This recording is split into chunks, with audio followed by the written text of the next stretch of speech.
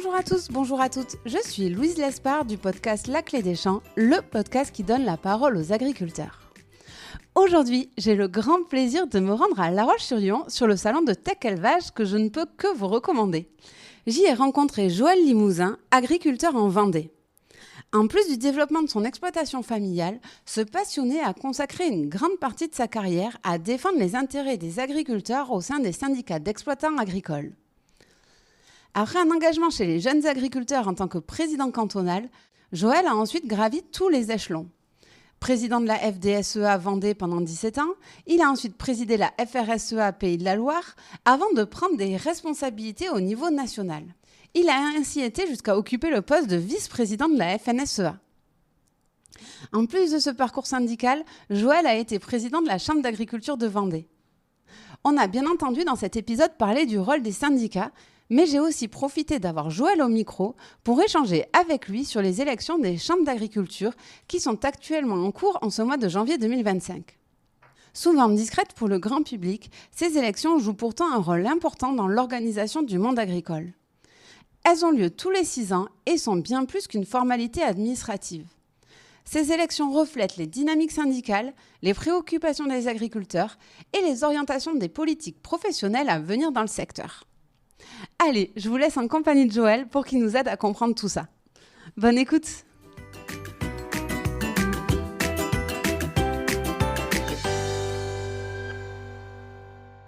Bonjour Joël.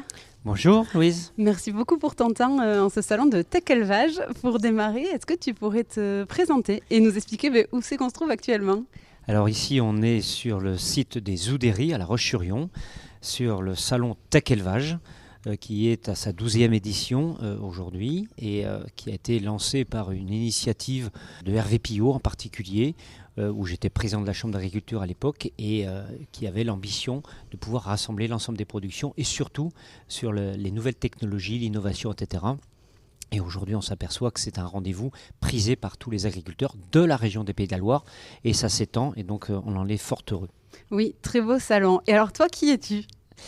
Alors, moi, je suis aujourd'hui retraité de l'agriculture. Je me suis installé en 1982. J'avais une vingtaine d'années, 21 ans exactement, avec mon frère à ce moment-là, dans un GAEC qu'on a construit avec mes parents. J'ai été agriculteur jusqu'à ma retraite que j'ai prise il y a 2 ans. Sur l'agriculture, j'ai été passionné tout petit, bien évidemment, mais j'ai surtout pris beaucoup d'engagements professionnels. Mais l'exploitation aujourd'hui, j'en suis fort heureux parce qu'elle est transmise, elle est en cours de transmission. On s'est retrouvé à 4 frères pour faire court suite à l'arrêt de mes parents qui ont pris leur retraite. Et les 4 enfants, 4 frères, on est tous restés sur l'exploitation familiale et puis on a construit de l'élevage notamment, élevage bovin-viande, bovin-lait et un élevage de porc avec fabrication d'aliments à la ferme, avec des cultures, etc. Donc l'exploitation polyculture-élevage qui s'est agrandie au fil des années et qui a donné envie à nos enfants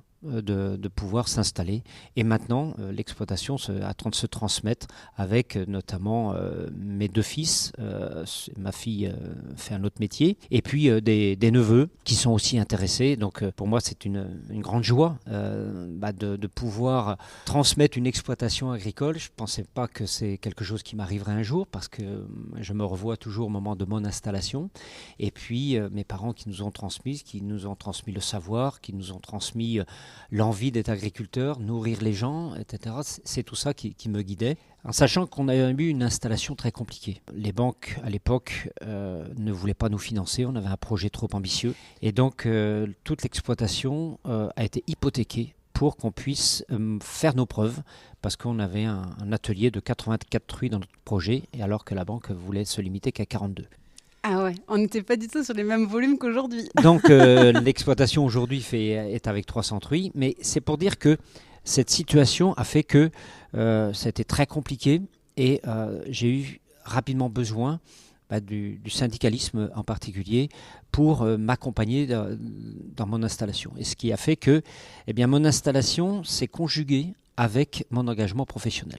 Donc l'exploitation aujourd'hui, elle fait 385 hectares. On est 9 encore à travailler sur l'exploitation parce que je suis retraité, mais je travaille encore sur l'exploitation.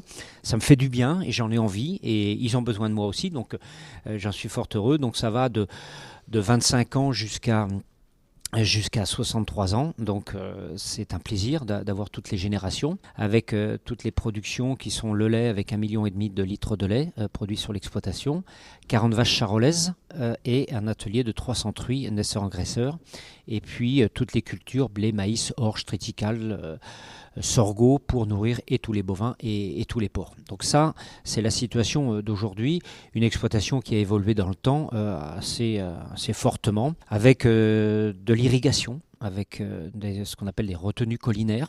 Donc toute l'eau qui tombe sur les bassins versants l'hiver est stockée et ça nous permet d'avoir l'eau en période de sécheresse, notamment l'été, qui permet de sécuriser nos cultures.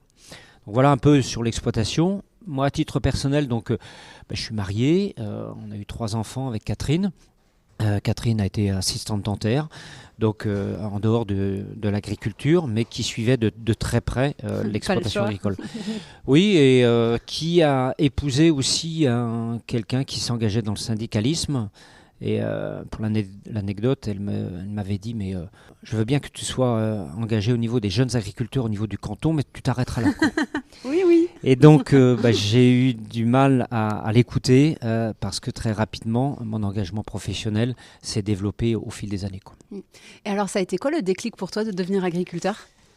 Moi, le déclic, ça a été vraiment la passion de mes parents qui ont travaillé dur, qui étaient dans la difficulté notamment. Il y a eu, à l'époque, en 1968, mon père avait juste repris la ferme. Il y a eu la brucellose à l'exploitation, donc tout ça, ça l'avait beaucoup affecté. Il avait fallu abattre toutes les vaches, donc des moments très compliqués. Et puis, dès 7-8 ans, on a été très vite impliqués dans l'exploitation parce qu'il y avait besoin d'un petit coup de main. Moi, j'ai conduit le tracteur à 11 ans, quoi, hein. Donc aujourd'hui, si on disait ça, ça serait un drame. Je pense qu'on a été imprégné, on est tombé dans la marmite directement. Et vraiment, la passion des animaux, la passion des tracteurs, c'est certain, mais surtout d'être avec nos parents, de travailler avec nos parents. Ça a été ça, vraiment, ce déclic. Et puis, je ne voyais pas le métier d'agriculteur sans être avec mon frère. Mon frère cadet qui avait 1 an et demi de moins que moi. Donc on a vraiment fait toute notre formation agricole quasiment ensemble et vraiment le projet d'installation on l'a porté ensemble et on a créé le GAEC, groupement agricole d'exploitation en commun, avec nos parents et Daniel mon frère. Et c'est vrai qu'à ce moment-là on était en GAEC à 3 avec notre père. Puis ma mère, qui a été reconnue beaucoup plus tard, et ça c'était aussi une vraie reconnaissance des femmes en agriculture. Quand je vois tout le travail qui a été fait par la FNSEA à l'époque, c'est vrai que c'est important quand aujourd'hui elle a 85 ans, quand elle voit que maintenant les femmes peuvent s'installer en tant qu'agricultrices, avoir un statut, y compris en GAEC, on peut faire un GAEC mari-femme, etc. Donc c'est toute une révolution qui s'est faite, mais pour elle, elle était aussi engagée dans le syndicalisme parce qu'elle était engagée dans ce qu'on appelait la commission féminine, quoi. Et sur votre exploitation, il y a 3 types d'élevage, bovin-lait, bovin-viande et porcin avec les truies. Comment on fait pour mener 3 élevages aussi différents au final ? Oui, c'est des productions différentes mais très complémentaires. Puis c'était aussi une affaire de goût de chacun de nous, des différents frères. Moi j'étais plutôt passionné par le lait, Daniel plus par le porc, et c'est comme ça que l'atelier porc est venu en place. Il y a eu plusieurs choix à un moment donné. C'était soit un atelier de poules pondeuses, un atelier de votre boucherie ou un atelier porc. Bon, on est parti sur le porc. Avec le recul, je pense que on n'a aucun regret, même si on a vécu des périodes très difficiles. On a eu des périodes de crise très, très lourdes où on avait du mal à sortir du résultat. On était en résultat négatif certaines années. Mais le fait d'avoir mis en place des cultures sur l'exploitation, fabriquer notre aliment à la ferme nous a permis d'aller vers l'autonomie, et y compris avec la gestion de l'eau, avec le stockage d'eau, faire du drainage sur les terres. Tout ça, ça nous a vraiment permis de sécuriser l'exploitation et de donner envie à mes autres frères, qui étaient plus jeunes, de venir s'installer. Et donc il y a eu un socle familial fort. La famille a été vraiment le socle fondamental dans l'adversité, dans la difficulté, eh bien, on se soudait les coudes. Et le fait d'avoir l'expérience des parents et nous, la jeunesse, moi, je vis la même chose maintenant en tant que retraité avec nos enfants et puis mes neveux. Mais c'est vrai que le GAEC, le fait de travailler en groupe, en collectif, m'a permis aussi de m'engager. Oui, on en reparlera. Et avant de parler de ton engagement, je voudrais reparler de ta départ à la retraite. Tu l'as dit, c'était il y a 2 ans. Et après, tu as dit que tu t'étais resalarié. Oui. Mais on le voit, c'est très compliqué pour les agriculteurs de partir à la retraite. Pourquoi ? Enfin, toi, qu'est-ce qui t'a motivé ? À quel moment tu t'es dit, non, mais en fait, je ne peux pas arrêter le métier d'agriculteur, il faut que je reparte ? Alors, ce qui s'est passé, c'est qu'il y a eu un choix avec l'arrivée des jeunes. Je me suis dit, mais j'ai 2 possibilités. Soit je bloque l'installation des jeunes et je reste agriculteur encore plusieurs années, soit je fais le choix de prendre ma retraite pour laisser la place aux jeunes. J'ai milité pendant toute ma vie justement pour la transmission des exploitations. Je dois mettre en place vraiment ce que j'ai toujours milité, cet arrêt de l'activité agricole en tant que chef d'exploitation, qui s'est cumulé, on y reviendra sans doute tout à l'heure sur l'arrêt de mes engagements professionnels, a été une période, je l'avoue, très difficile. Parce que le fait de ne plus avoir accès à la décision sur l'exploitation, certes, j'avais envie de continuer à travailler, ils en avaient besoin, en disant mais on a besoin aussi de main d'œuvre, donc si tu veux, tu peux continuer à rester de travailler sur l'exploitation. Donc moi, ça m'a rendu un fier service de continuer à travailler sur l'exploitation. Alors, je suis passé en statut de salarié, parce qu'on peut cumuler retraite et salarié agricole, en sachant que moi j'ai une retraite, je suis très transparent, j'ai une retraite à 950 € par mois. C'est dingue. Donc voilà, c'est une réalité. Du coup, je suis salarié sur l'exploitation, sur la base d'un mi-temps. Bon, un mi-temps, voilà, je donne beaucoup de bénévolat à côté. Moi, c'est un mi-temps qui est sur la base d'un 35 heures par semaine, en gros, quoi.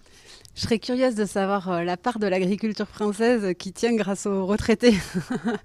Probablement que les retraités ont une grande part. On voit bien que dans l'agriculture sociétaire, souvent, il y a le travail des retraités pendant quelques années et rapidement, les jeunes se disent on est capable de s'organiser nous-mêmes. Ceci dit, tant que je peux travailler, parce qu'à 63 ans, je considère que j'ai encore la capacité de travailler sur l'exploitation et ça permet de faire la transition. Et si j'insiste là-dessus, c'est que le fait de passer d'une génération entre frères, où on avait une vraie complicité, on avait les mêmes instincts en tant que tels, à une génération entre cousins, c'est un chantier énorme. Parce qu'il y a tout l'enjeu de la communication. Les gens pensent que, on travaille ensemble, etc., c'est assez facile. Non, même si on est en famille, et qui plus est, quelquefois, c'est plus compliqué. C'est ce que j'allais dire, encore plus en famille. Parce qu'en famille, on a des caractères différents, on a des impulsifs, on a des gens qui sont beaucoup plus calmes, etc. Ça fait la force, mais en même temps, s'il y a des coups de gueule, quelquefois, ça peut avoir des impacts. Il n'y a pas de filtre, quoi. Et donc, d'où l'intérêt, et on a beaucoup travaillé là-dessus, travailler sur la communication dans le cadre de la société, définir le projet de vie de chacun, en disant, bien sûr, il y a un projet économique, mais c'est d'abord, c'est quoi le projet de vie ? Est-ce qu'on a, c'est le temps de travail qu'on veut y passer, comment on organise les week-ends, les vacances, quelles sont les aspirations de chacun ? Et on a pris du temps avec une personne extérieure pour nous accompagner sur ça. Ouais, ok, carrément. Et on a dépensé 5-6 000 € justement pour nous coacher en quelque sorte, pour nous aider dans notre démarche, étude de personnalité de chacun, parce que ça nous paraissait indispensable dans cette agriculture de groupe de pouvoir bien se connaître. Il ne s'agit pas de dire, allez, on va faire toi les vaches, toi les cochons, toi les cultures, et puis ça va rouler. Non, ça ne se passe pas comme ça dans la vraie vie. On peut avoir le meilleur projet économique qui soit, si les gens ne se parlent pas, si ils ne font pas des réunions de GAEC régulièrement pour l'organisation du travail, sur les choix d'investissement, sachant que ça doit être à l'unanimité. Parce que s'il y en a un qui n'est pas d'accord, d'une manière ou d'une autre, ça va revenir, surtout si une des productions va mal, quoi. Donc la force du GAEC, ça a été vraiment l'envie de travailler ensemble. Quand on était en difficulté, c'est beaucoup plus facile à se partager la difficulté parce qu'on a plus de ressorts quand on est en groupe, parce qu'on parle souvent du suicide en agriculture. Celui qui est tout seul sur son exploitation, qui est en grande difficulté, il y a des moments, il y a de quoi péter un câble. Le fait d'être à plusieurs, le groupe enrichit je dirais, l'innovation enrichit les solutions à trouver. Et ça, c'est ce que moi j'ai trouvé d'intéressant dans toute ma carrière professionnelle. C'est sûr que si on arrive à bien s'associer, c'est puissant, mais comme tu le dis, il faut réussir à bien s'associer. Et sur les exploitations, j'en vois beaucoup des situations qui sont explosives et les agriculteurs se livrent assez facilement là-dessus parce qu'on sent que c'est pesant, en off du podcast bien sûr. Mais chapeau d'avoir fait cette démarche de se faire accompagner par quelqu'un d'extérieur parce que je pense qu'effectivement, on le dit souvent, quand on a une entreprise, choisir un associé, c'est comme être en couple. Sauf qu'une entreprise, si ça ne se passe pas bien, on la revend et on change, à la limite. Mais une exploitation agricole, en plus, l'association, c'est pour les 40 prochaines années, grosso modo, donc il ne faut pas se louper, quoi. Non, on n'a pas le droit de se louper. Et lorsque nous, on s'installait agriculteurs à l'époque, on s'installait, on va dire, pour toute la carrière professionnelle. Et là aussi, le métier d'agriculteur a beaucoup changé. Aujourd'hui, quelqu'un qui fait le choix à 45 ans de dire « je change de métier », c'est un choix. C'est plus banalisé. Avant, dans ma génération, celui qui arrêtait, ça veut dire il n'a pas réussi. Il était un peu montré du doigt, quoi. Et ça l'est toujours un peu. Un agriculteur, oui, aujourd'hui, il a quand même le poids des générations sur lui. C'est vrai, il y a encore cette exigence, mais moi, je vois que la jeune génération a beaucoup moins d'a priori là-dessus. Ouais, elle est un peu plus décomplexée. Et surtout avec les jeunes dont leurs parents ne sont pas agriculteurs. Oui. Et je pense que cette génération-là, cette catégorie de jeunes-là, jeunes filles ou jeunes hommes, nous ont apporté une vraie plus-value et trouvé une capacité en disant je peux m'installer agriculteur et peut-être changer de métier dans ma carrière professionnelle. Et ça, c'est beaucoup moins tabou. Ça l'est encore dans certaines situations, je l'accorde. Mais je sens que ça évolue énormément. Donc il faut qu'on prenne ça en compte, en sachant qu'on est quand même avec des investissements lourds, une industrie très lourde quand on investit. Des marges faibles. Quand même avec des marges faibles. Et aléatoires. Et quelquefois très aléatoires. On travaille avec le climat, avec le sanitaire. Regardez ce qui s'est passé avec la fièvre catarrhe à l'ovine, la MHE, on en a parlé durant toute l'année sur les problèmes sanitaires dans les exploitations, que ce soit dans les moutons, les canards, l'influenza aviaire. Ça a été d'une violence inouïe. Et c'est pour ça qu'il faut véritablement avoir une vraie capacité de rebondir là-dessus, quoi. Très bien. Écoute, maintenant, j'aimerais parler de ton engagement syndical notamment, mais de toutes les casquettes que tu as eues au cours de ta carrière. Est-ce que tu peux nous faire un rapide, parce qu'après, on a beaucoup de sujets à aborder, mais la panoplie des casquettes que tu as eues, parce que tu fais partie de ces agriculteurs qui ont mis une casquette et après 2, 3, 4, 5, 6, j'ai l'impression. Alors c'est vrai que ça donne le sentiment de cumul de mandats, mais souvent c'est un mandat en entraîne un autre. Et il y a des liens très, très forts entre tout cela. Moi j'ai eu un parcours qui a été très progressif. J'ai démarré par les jeunes agriculteurs et ça a été une véritable école de formation pour ma part. J'ai senti du côté des jeunes agriculteurs, au-delà de la convivialité, mais le fait de travailler sur la formation des jeunes, sur l'installation des jeunes, toutes les problématiques qu'on avait en tant que jeunes installés, ça m'a permis vraiment d'être sans filtre et puis de dire carrément crûment tout ce qu'on pouvait penser, y compris devant un préfet, etc. Et donc ça m'a vraiment aidé, où j'ai démarré pendant quelques années, à 20 ans, président du centre cantonal des jeunes agriculteurs de mon canton, le Poiret-sur-Vie. Et très rapidement, je me suis engagé au niveau départemental, au niveau du centre départemental des jeunes agriculteurs à l'époque. Et en 1990, j'ai eu la chance de présider le comité d'organisation de la finale nationale de Labour, qui a eu lieu en Vendée et qui a été pour moi un vrai déclic, vraie formation avec des contacts avec les partenaires, les sponsors, etc. et organiser une manifestation qui accueille 90 000 personnes sur un week-end, ça a été génial, quoi, avec le Centre national des jeunes agriculteurs. Et aussitôt, dans la foulée, je me suis retrouvé président du CDJA en 1991 ou 92. Et puis, 95-96, président de la FDSEA. Donc, c'est la FNSEA, mais au niveau départemental. Voilà, donc c'est la Fédération nationale des syndicats d'exploitants agricoles, mais au niveau départemental. Et j'ai été président de cette structure départementale en Vendée pendant 17 ans. Alors certains vont dire, mais quel bail très long. Bon, je pensais pas à... Une année entraînant une autre. Voilà, c'est vrai que j'ai été président, j'ai succédé, et là ça a été quand même quelque chose de périlleux pour ma part, parce que j'ai eu énormément peur, parce que j'ai succédé à Luc Guyot, qui a été président de la FNSEA, qui a été président des chambres d'agriculture également, qui a été président de la FAO. Donc c'était une grande personnalité au niveau du département, mais qui m'a vraiment fait la place et qui m'a fait confiance. Mais à 36 ans, avec quand même des administrateurs qui avaient de la bouteille, qui avait de l'expérience, etc., j'étais dans mes petits souliers les premières années. Mais très rapidement, les agriculteurs vendéens m'ont fait confiance et ont renouvelé régulièrement les mandats. Et jusqu'au moment où j'ai dit j'arrête. Et parallèlement, au bout de 5-6 ans de présidence de la FDSEA, j'ai pris la présidence de la fédération régionale des syndicats d'exploitants agricoles. C'est le moment où tu as pu écouter ta femme. Donc là, ça fait longtemps que je n'ai pu écouter ma femme, effectivement. Je lui disais, non, c'est juste un petit truc en plus. Et puis, non, c'était pas le petit truc en plus. Ça m'a pris énormément de temps. Mais tout ça, j'ai pu le faire grâce à l'acceptation de mes associés du GAEC. Et ça, je leur dois une fière chandelle.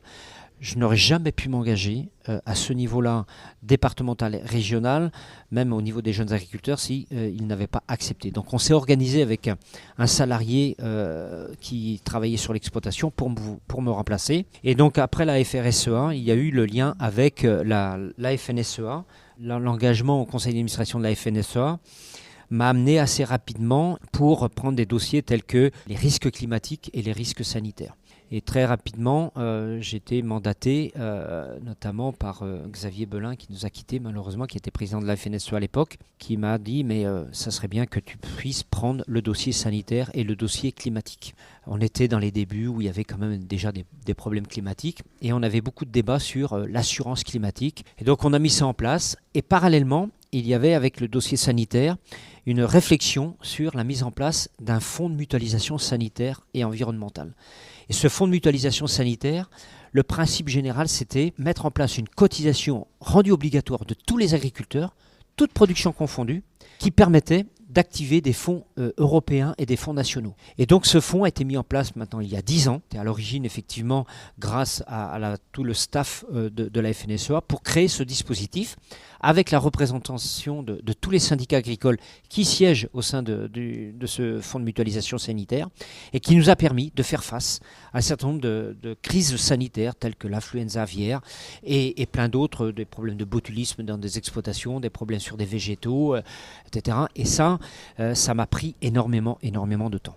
Mais c'est un bel héritage que tu laisses par contre, parce que ça aura sauvé quelques exploitations agricoles. Oui, en tout cas, dans les Landes, on a été très impacté par la grippe aviaire, par exemple. Ces indemnités-là, c'est pas neutre, même pour un territoire, quoi. Au-delà des gens qui occupent ce territoire. Je pense que c'était important que la France, parce que il n'y a que la France, grâce à l'impulsion professionnelle, qui a réussi à mettre ce dispositif en place. Et aujourd'hui, personne ne veut le remettre en cause, parce qu'avec 1/3 de cotisation des agriculteurs, on arrivait à activer 2/3 de fonds publics, État plus Europe. Et ça, je pense que c'était assez génial. Et il y a beaucoup de pays, je suis allé dans plein de pays européens, pour expliquer comment on avait pu mettre ça en place. Et le fait d'avoir rendu cette cotisation obligatoire nous a donné une vraie légitimité auprès des pouvoirs publics. Là. Donc aujourd'hui, il fonctionne. On a même eu des dispositifs lorsqu'il y avait des contaminations extérieures, eh bien, de pouvoir se porter garant en allant en justice au nom des agriculteurs concernés pour pouvoir faire payer les gens qui étaient à l'origine du préjudice. Donc ce dispositif a été vraiment assez génial et aujourd'hui il continue de fonctionner. Et alors tu as été, je crois pas que tu l'as dit, mais tu as été jusqu'à être vice-présidente de la FNSEA, donc c'est vraiment un parcours syndical qui a été riche. Pourquoi tu t'es engagée à ce point-là et qu'est-ce que ça t'a personnellement apporté ? Avoir eu un engagement départemental et régional me donnait un ancrage territorial fort et une certaine expérience, une certaine légitimité.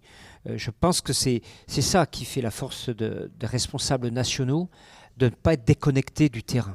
Et ça, les agriculteurs nous le rappellent très rapidement. Ils le sentent dans notre discours, si on a un discours vrai. C'est dans l'attitude presque aussi. Oui, je pense que c'est dans l'attitude. Quand on est vraiment dans des manifs, quand on est dans des réunions, qu'on explique des dossiers et qu'on part de l'exemple de son exploitation en disant voilà ce que je produis. Je me présente devant une assemblée de FDSEA dans un département, je présente d'abord mon exploitation. Et tout de suite, ça donne le ton. Parce qu'en disant, bon, il est d'abord agriculteur. Et j'insiste là-dessus. Même si on est beaucoup parti de l'exploitation, Les week-ends, j'assure les gardes. Je travaille quand même sur l'exploitation. Le lundi, le vendredi, je travaille sur l'exploitation aussi. Mais c'est vrai que quand on est sur des dossiers tels que la FNSEA, risque climatique, l'assurance, le dossier sanitaire, qu'on est parti 3-4 jours par semaine à Paris, ben oui, il faut aller négocier avec les ministères, mais défendre le bout de gras sur le sujet, mais il faut y aller avec nos convictions. Les groupes d'agriculteurs, quand on est devant eux, eh bien, ils le sentent si on a un discours vrai, si on a un discours de conviction, et c'est ça qui fait la force dans le syndicalisme. Il faut être pétri de conviction pour pouvoir convaincre, mais aussi d'abord être à l'écoute. Et là, la notion d'écoute, elle est primordiale. Moi, je suis allé dans des départements où il y a eu des sinistres climatiques, gel, inondations, grêle, etc., des gens qui étaient désœuvrés. Il faut d'abord les écouter. Et puis, après, lorsque j'étais aux commissions des calamités au ministère de l'Agriculture, bien, je venais, moi, avec mes photos, mes vidéos. Et puis, je disais au ministère de l'Agriculture, voilà la situation. Les gens, ils n'ont plus rien. Ils n'ont même plus à manger pour leurs animaux. Donc, on doit les accompagner. Et c'est là qu'on a fait évoluer le Fonds des calamités agricoles pour développer l'assurance climatique. C'est comme ça qu'on a réussi à convaincre, et notamment un ministre de l'Agriculture qui s'appelle Julien de Normandie, à l'époque, eh bien, a été convaincu qu'il fallait vraiment faire une vraie réforme de l'assurance climatique. Et c'est grâce à lui qu'on a pu mettre ce dispositif, notamment. Tu as l'air convaincu par le syndicalisme en l'entendant de ta voix, mais je vais quand même te poser la question, est-ce que le syndicalisme est toujours une réponse aux problèmes actuels des agriculteurs au vu de la complexité politique, économique, sanitaire, et est-ce que, si c'est toujours une réponse à ces problèmes-là, est-ce que le syndicalisme remplit toujours son rôle à 100%? Alors, le syndicalisme doit être une force de proposition, de revendication, bien évidemment. Quand je vois toutes les lois qui sont votées aujourd'hui, bien, il est vrai qu'on travaille vraiment sur des projets d'amendement. Alors certains ont pu le contester, mais il y a beaucoup de députés qui ne connaissent pas forcément, ou sénateurs qui ne connaissent pas forcément tous les détails de l'agriculture. Et on a besoin d'être un syndicalisme de proposition. Et j'insiste là-dessus, on n'est pas simplement à tenir des pancartes, etc. 80-90% de notre temps dans le syndicalisme, c'est dans l'aspect des propositions. Et après, bien évidemment, il y a une orientation d'un type d'agriculture. On a plusieurs syndicats agricoles qui existent, la FNSEA, les jeunes agriculteurs, qui sont sur une vision d'entreprise en tant que telle, avec un aspect du collectif, bien évidemment, la défense de toutes les productions. Et la FNSEA, on a toutes les productions, tous les territoires différents, mais avec des désaccords quelquefois qui sont terribles. Mais il faut trouver des arbitrages. Puis après, on a la Confédération paysanne, qui est notre vision de l'agriculture, et la coordination rurale, qui est née de la situation de la réforme de la PAC en 1992. Mais tous ces syndicats, après, peuvent se retrouver dans une chambre d'agriculture pour justement accompagner tous les agriculteurs. Et c'est là tout le système agricole aujourd'hui fait que le syndicalisme a sa place prépondérante pour être dans la revendication, dans la force de proposition, et puis une chambre d'agriculture qui se retrouve avec un financement notamment par les agriculteurs, où tous les agriculteurs financent notamment par une taxe à une chambre d'agriculture, et une chambre d'agriculture doit répondre à tous les agriculteurs. Et c'est ça qui est important, même s'il y a une majorité syndicale qui apparaît, c'est une orientation d'un type d'agriculture qui est défendue, mais une chambre d'agriculture a le devoir de pouvoir répondre à tous les agriculteurs, que ce soit dans le conseil individuel, dans le conseil collectif, dans l'accompagnement des jeunes à l'installation. Je pense qu'il faut bien faire la distinction. Pour l'ensemble de la population, ça peut paraître un peu compliqué, mais c'est ça qui fait la force de l'agriculture avec toutes les organisations professionnelles. Aujourd'hui, je profite d'avoir un retraité ancien haut placé à la FNSEA et avec un engagement syndical fort. Mais tu vois, de l'extérieur, il y a eu des moments où, notamment pendant la crise agricole de début d'année dernière, je trouve que le syndicalisme a montré une image relativement politisée, presque. En fait, tout s'est bien passé au démarrage quand c'est parti parler d'une voie commune. Après, il y a eu la phase où il fallait proposer des actions. Et là, ça a donné un peu l'impression d'une cacophonie entre les différents syndicats. La faute à qui, j'en sais rien, je te laisserai nous expliquer. Mais en tout cas, je trouve que ça a un peu desservi l'avancement des chantiers pendant un temps et que le grand public, vu de l'extérieur, s'est dit mais... En fait, le monde agricole, ils savent pas ce qu'ils veulent. Il y en a un qui nous dit A, il y en a un qui nous dit B. Déjà qu'ils se mettent d'accord entre eux, puis après, ils reviendront, quoi, en gros. Oui, alors c'est vrai qu'il y a eu cette vision un peu différente avec des approches, notamment de certains syndicats, on va dire la coordination rurale, qui avait une approche beaucoup plus virulente en tant que telle, alors que la FNSEA, les jeunes agriculteurs, étaient plutôt dans la relation avec la population pour faire comprendre nos difficultés. Et on voyait bien qu'on avait une confiance et une solidarité de la population à l'égard du monde agricole en général. Effectivement, je partage ce que tu dis sur la politisation qui ne nous a pas rendu service. Bon, pardon de faire cette digression, mais quelquefois, médiatiquement, c'est toujours un peu facile. Il y a la volonté de toujours cataloguer un syndicat. Allez, c'est plutôt de droite, c'est plutôt de gauche, etc. Mais on s'en moque. On s'en moque de tout cela. Dans notre organisation syndicale, la FNSEA, on ne sait pas pour qui les gens votent. Mais ce qui nous importe, c'est est-ce qu'on est capable de défendre un projet pour l'agriculture, en sachant qu'avec les états généraux d'alimentation, il y a eu une véritable avancée pour construire le prix en marche avant, etc. Et ça a été la construction d'une loi qui s'est faite parce que le syndicalisme a fait des propositions.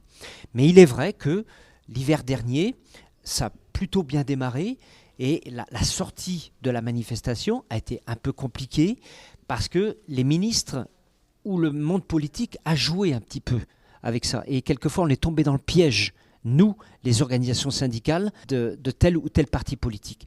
Et c'est ça, le conseil que je me donne encore, mais que je donne à toute organisation syndicale. On travaille avec les élus du peuple. Et si à un moment donné, le peuple a décidé de mettre des gens de gauche, des écolos, des gens de droite ou d'extrême droite, c'est le peuple qui est souverain. Notre obligation est de travailler avec ceux qui sont au pouvoir et qui sont en phase de décision. Et c'est l'objectif de la FNSEA, même si ça m'agace quelquefois. Certains grands médias nationaux ont cette fâcheuse tendance à dire la puissante FNSEA plutôt cataloguée à droite, la Confédération paysanne plutôt cataloguée à gauche, et puis la coordination rurale plutôt cataloguée extrême droite. Ça agace tout le monde. Et plus encore, les agriculteurs qui disent mais qu'est-ce qu'on en a à foutre de cela ? Nous, ce qu'on veut, c'est que nos dossiers avancent et que tout ce qui avait été décidé aux manifestations, eh bien, ce soit mis en application. Sauf que il y a plein de choses qui devaient être mises en application. Il y a eu des choses qui ont pu avancer sur le gaz non routier, le gasoil non routier, sur un certain nombre de simplifications, mais il en reste. Il y a eu la dissolution de l'Assemblée nationale, ça s'est arrêté, la loi d'orientation agricole qui a été décalée, enfin tout ça, le contexte climatique qui nous a plombé durant toute l'année, la cerise sur le gâteau, le Mercosur qui arrive aujourd'hui. Regardez bien ce qui est en train de se passer aujourd'hui sur le Mercosur. Il y a unanimité syndicale sur le sujet. Peut-être avec des mots différents et des types d'actions qui peuvent être un petit peu différents. Nous, notre volonté, FNSEA-JA, et que je partage encore aujourd'hui, c'est vraiment d'aller dans l'explication, dans la pédagogie. Expliquer aux Français que vous nous avez demandé de produire une alimentation de qualité, vous voulez savoir ce qu'on produit, que ce soit bien tracé, etc., on fait. Ne cherchez pas à laisser venir une alimentation avec des bœufs traités aux hormones, avec des antibiotiques qui viennent d'Amérique latine. Et c'est tout l'enjeu. Bien sûr, le pouvoir d'achat des Français, tout le monde regarde le panier de la ménagère et combien ça coûte. Mais c'est à quel prix ? Parce que nous, en tant qu'agriculteurs, c'est alimentation égale santé. Et c'est ça qui est fondamental aujourd'hui à faire passer auprès de la population. Est-ce que toi qui as un fort ancrage dans ton territoire, tu sens un essoufflement syndical de la part des agriculteurs ? Je vais reprendre les chiffres, mais j'ai trouvé une étude de la FNSEA de 2019-2020 où on voit que 50% des agriculteurs interviewés, c'était 1400 agriculteurs du panel, donc c'est un petit échantillon, ne sont plus syndiqués. Par contre, ceux qui le sont très fidèles. Et que aussi, autre fait que je trouve intéressant, les jeunes font moins confiance aujourd'hui dans les syndicats que les plus de 60 ans dans cette étude-là. Est-ce que ça, c'est des signaux que tu perçois, toi ? Oui, c'est des signaux qui sont quand même une certaine alerte qu'on doit avoir tous en tête. Et je pense que ça passe par un vrai travail auprès des plus jeunes. Et je pense que les plus jeunes, c'est notamment ceux qui n'ont pas de famille d'agriculteurs, qui n'ont pas baigné dans l'aspect du syndicalisme. Et que si on ne prend pas le temps d'expliquer ce qu'est le rôle du syndicalisme. Ce n'est pas pour dire on a une préférence pour l'un ou pour l'autre, mais c'est d'expliquer, parce que moi, à une époque, on nous expliquait le syndicalisme, le rôle du syndicalisme, à quoi ça sert. Et je pense que ça manque, me semble-t-il, dans nos établissements de formation, de parler du syndicalisme, les corps intermédiaires. Et je le dis assez à l'aise, c'est que le président de la République actuel a eu la fâcheuse tendance, quand il est arrivé président de la République, de négliger les corps intermédiaires. Et ça a été une erreur magistrale. Et beaucoup lui ont rappelé à la mémoire que c'est important, que le monde politique a besoin, pour la stabilité, d'avoir des corps intermédiaires avec des organisations syndicales puissantes. Parce que ça permet pas de canaliser les agriculteurs, mais de mettre de la cohérence dans la revendication, de taper du poing sur la table quand il y a besoin, bien évidemment, de faire avancer les choses, mais que des agriculteurs, peut-être aujourd'hui, s'ils n'adhèrent plus, c'est qu'ils se disent « mais je vais bénéficier la même chose que j'adhère ou que je n'adhère pas ». Parce que tous les acquis syndicaux obtenus auprès du monde politique, eh bien, ils ne sont pas réservés qu'aux adhérents de tel ou tel syndicat. Ils sont mis en place pour tous les agriculteurs. Et c'est cela qu'on a besoin d'expliquer à toute la jeune génération, que si demain on va avoir un corps intermédiaire fort, un syndicalisme puissant, qui est capable d'arriver à faire avancer des choses telles que le Mercosur, telles que les états généraux de l'alimentation, la construction du prix en marche avant, en partant du producteur. Si on n'avait pas eu le syndicalisme pour le faire, et là, tout le monde est en train de se rendre compte que demain, on pourrait dépendre en matière d'alimentation des autres pays. C'est la perte de la souveraineté alimentaire, et je dirais même peut-être demain la perte de l'autonomie alimentaire. Et ça, c'est le plus terrible pour un pays. On a parlé de la vision du syndicat par les agriculteurs, il y a aussi la vision du grand public. J'habite à Bordeaux, ville écolo-bobo par excellence, sans vouloir lui manquer de respect. Franchement, dans mon bureau, là, si je dis FNSEA, il y a déjà les poils qui se hérissent et vous êtes quand même perçu comme le diable qui est le lobby de l'agriculture conventionnelle, des industriels. Vous avez cette image-là auprès du grand public. À ton avis, pourquoi ?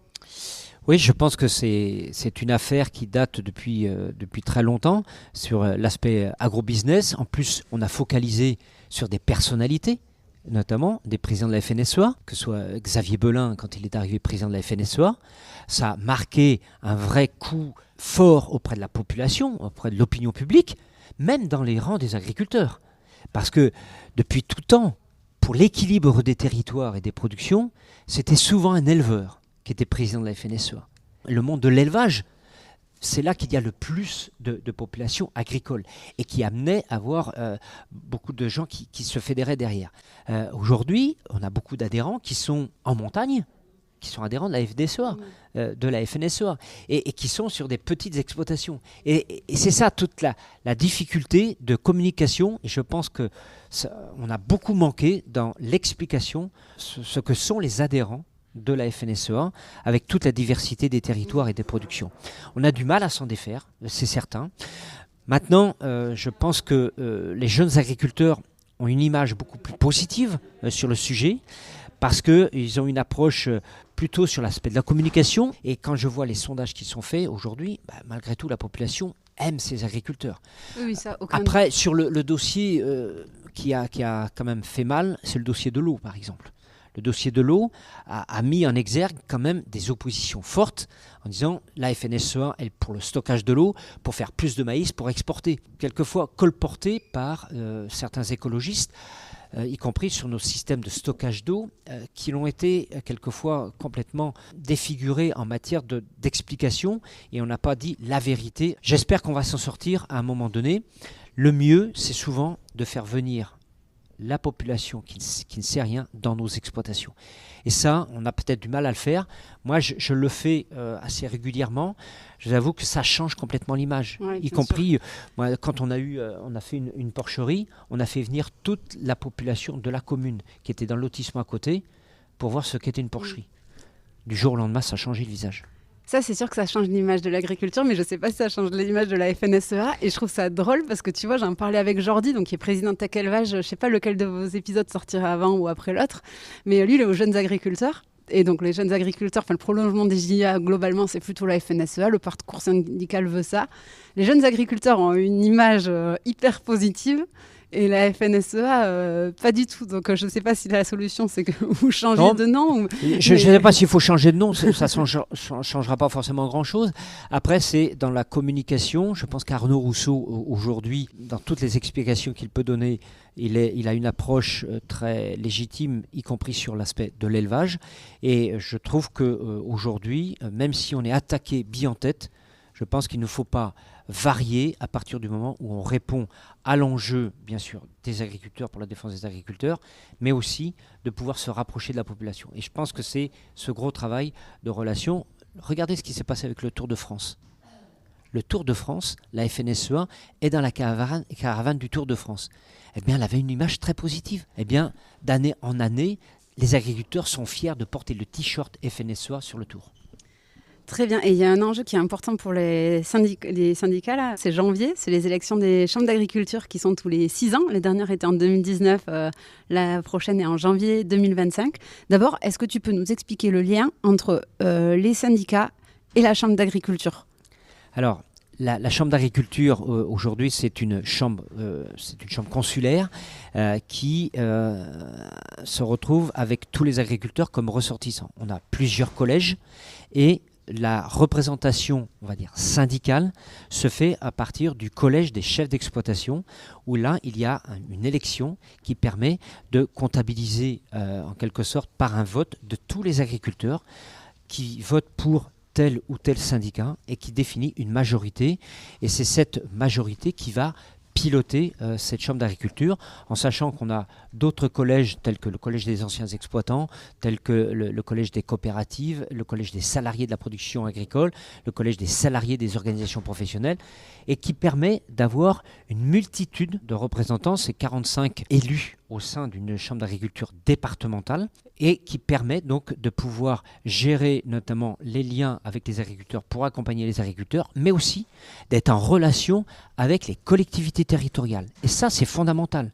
La chambre d'agriculture a une mission majeure sur l'aménagement du territoire, sur les avis qu'elle peut donner, sur des permis de construire, sur des aspects d'aménagement avec les communes, les communautés de communes, mais aussi le conseil départemental, mais aussi en prise directe avec le préfet.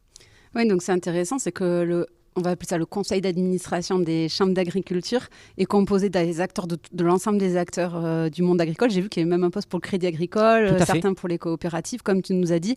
Et donc, j'ai vu que c'était 54,5% des sièges qui étaient dédiés aux agriculteurs. Et donc, c'est ce que tu nous expliques, que du coup, les syndicats présentent une liste et que la liste majoritaire remporte ces sièges-là, en fait. C'est ça, donc c'est un principe d'élection, bien entendu, avec celui qui a la majorité, automatiquement à la moitié des sièges, et puis après ça se fait à la proportionnelle et qui fait que, aux dernières élections, la FNSEA avait 55% des voix en gros, elle était majoritaire. Je crois qu'il n'y a que 3 chambres d'agriculture qui ne sont pas FNSEA ou JA. Oui, en tout France. à fait. Et actuellement. Donc, qu'est-ce qui va se passer aux prochaines élections ? Alors, bien évidemment, moi, je milite bien sûr pour que la FNSEA et les jeunes agriculteurs puissent être majoritaires dans toutes les chambres d'agriculture, en sachant que les autres syndicats qui sont minoritaires siègent à la chambre d'agriculture et ont tout à fait voix aux décisions et puis peuvent partager. Alors bien sûr, ils ne peuvent pas forcément faire passer leurs orientations en tant que telles, mais il y a des sujets sur lesquels on peut être complètement d'accord. Par exemple, sur la politique de l'eau, moi je vois sur un plan départemental, la FNSEA, les jeunes agriculteurs et la coordination rurale, on avait la même vision sur les systèmes de stockage de l'eau. La Confédération paysanne avait une vision un peu différente. Le débat sur les réserves de substitution, appelées communément les bassines, terme que je récuse en permanence, mais quand on n'explique pas aux gens ce que c'est exactement, c'est problématique et on arrive à des situations conflictuelles. Mais je pense qu'aujourd'hui, une chambre d'agriculture doit véritablement amener à porter du conseil aux agriculteurs, mais aussi, c'est ce message que je veux faire passer, c'est que cette chambre, elle est aussi l'interface avec les collectivités et le préfet notamment, qui est toujours à l'écoute du président de la Chambre d'agriculture, y compris sur les aspects sanitaires.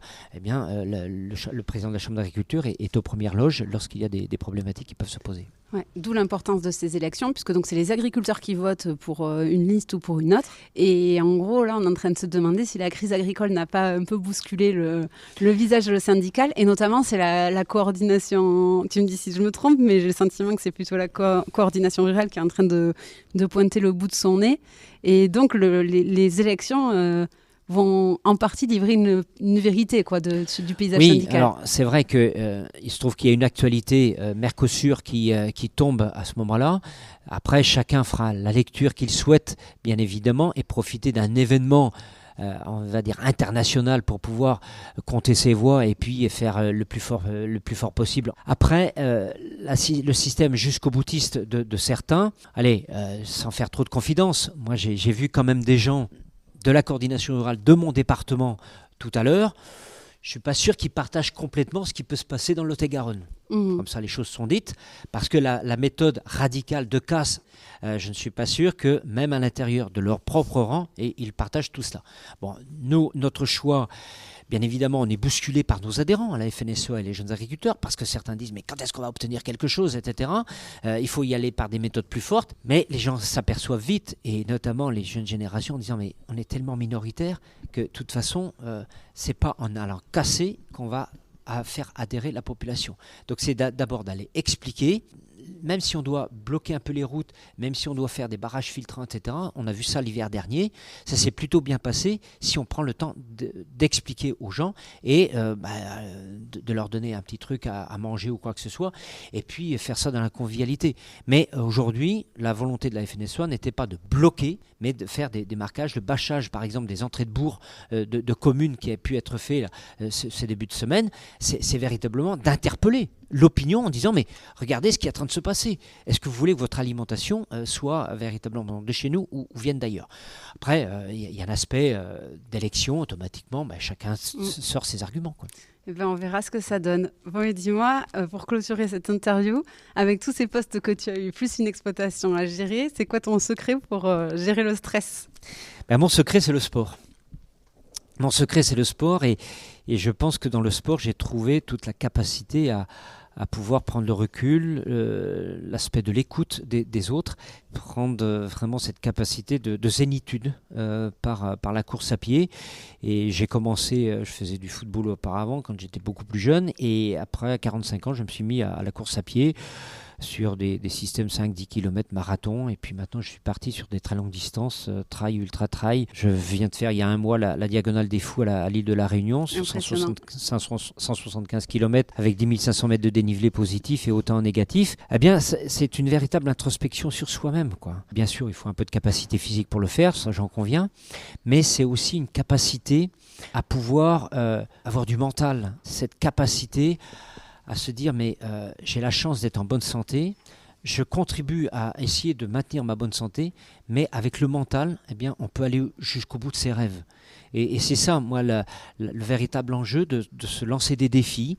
Et je pense que, par exemple, tous les mercredis matins, avant d'aller au bureau de la FNSEA, eh bien, j'allais avec une collègue, Cathy Fèvre-Pierret, qui est la présidente des agricultrices de la FNSEA aujourd'hui. Eh bien, on allait monter 4-5 fois les marches de Montmartre pour s'entraîner. Ça défoule. Et ça défoule. Quand on fait ça 6 heures du matin, juste avant le bureau de la FNSEA, on est en pleine forme après. Vous avez un grain, les agriculteurs, quand même, je vous le dis. Hein. Mais j'avoue vraiment que moi, je ne peux pas me passer de la course à pied. Je fais vraiment de la course à pied toutes les semaines. Je ne peux pas passer plus de 3-4 jours sans avoir fait de la course à pied. Ça me permet de prendre le calme et puis d'être plus à l'écoute, sinon je stresse. Donc voilà, je m'accomplis vraiment actuellement en tant que retraité, coureur à pied, travailler un peu sur l'exploitation, venir à Tech Élevage et puis venir aux quelques invitations ici, revoir des agriculteurs. C'est vraiment la passion, quoi. Et tant que je serai en bonne santé, la course à pied m'aidera à continuer. Mais écoute, pourvu que ça dure, c'est tout ce que je te souhaite. On va passer aux questions de fin maintenant. La première, c'est qu'est-ce qui te rend fier à toi d'être agriculteur et puis de t'être investi comme ça dans le syndicalisme?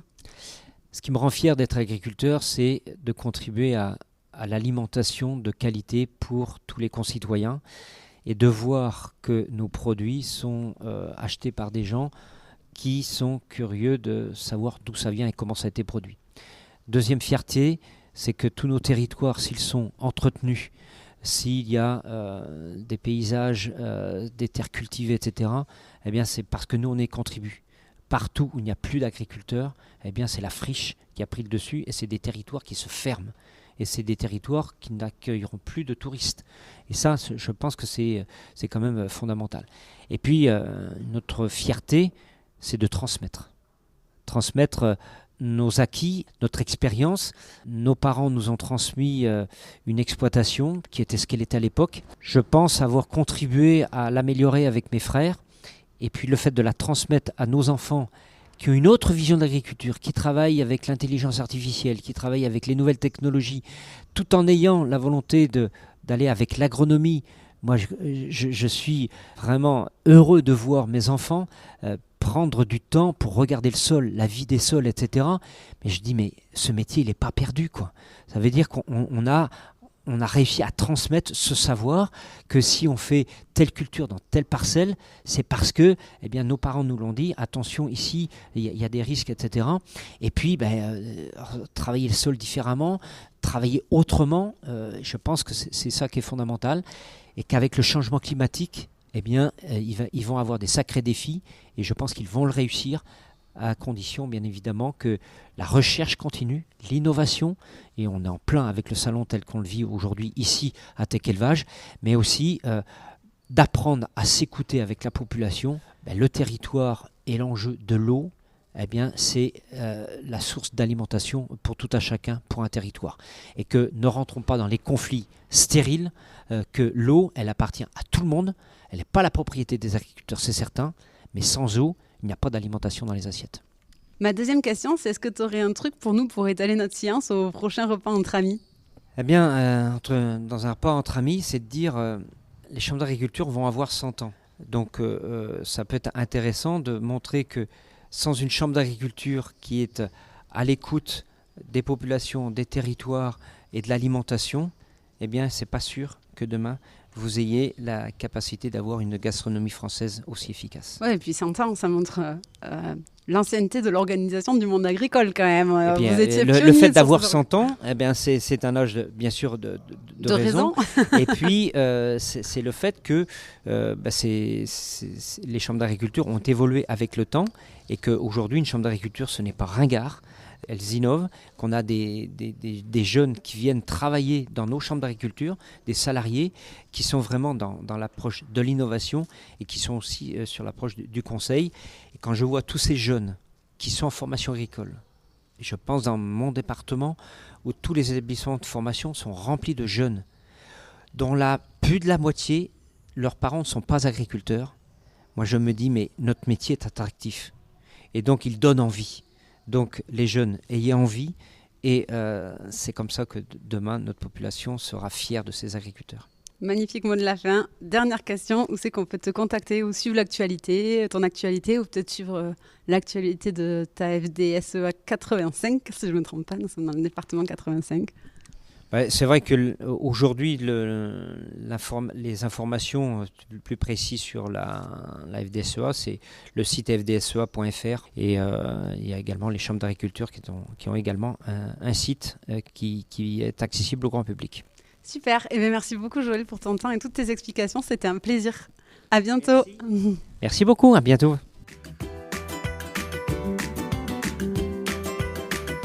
Et voilà, c'en est fini pour aujourd'hui. Vous souhaitez aller plus loin dans la découverte de l'agriculture ? Si vous êtes dans une entreprise qui travaille au contact du monde agricole, sachez que la Clé des Champs propose des formations à cet effet. L'objectif ? Mieux connaître les réalités du métier d'agriculteur pour vous permettre de mieux performer dans votre job.